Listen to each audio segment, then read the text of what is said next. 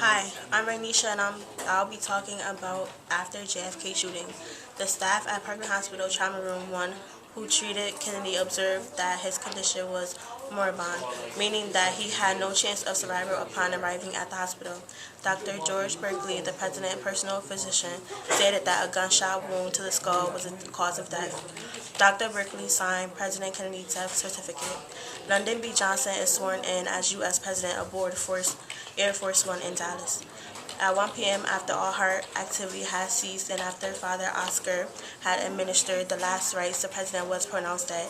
We never had any hopes of saving his life, one doctor said. Father Hubbard told the New York Times that the president was already dead by the time he arrived at the hospital, and he had to draw back a sheet covering the president's face to administer the sacrament of extreme unction. A few minutes after 2 p.m., Kennedy's body was placed in a casket and taken from Parkland Hospital and driven to Air Force One. The casket was then loaded aboard the airplane through the rear door, where it remained at the rear of the passenger compartment, in place of a removed row of seats.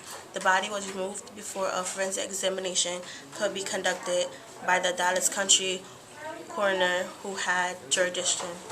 At that time, it was not a federal offense to kill the President of the United States, although it was a federal crime to conspire to injure a federal officer while he was acting in one line of duty.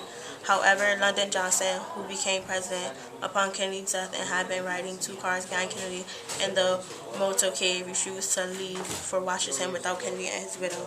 At 2:38 p.m., Johnson took the oath of office on board on Air Force One just before it departed from the field with Jacqueline Kennedy at his side.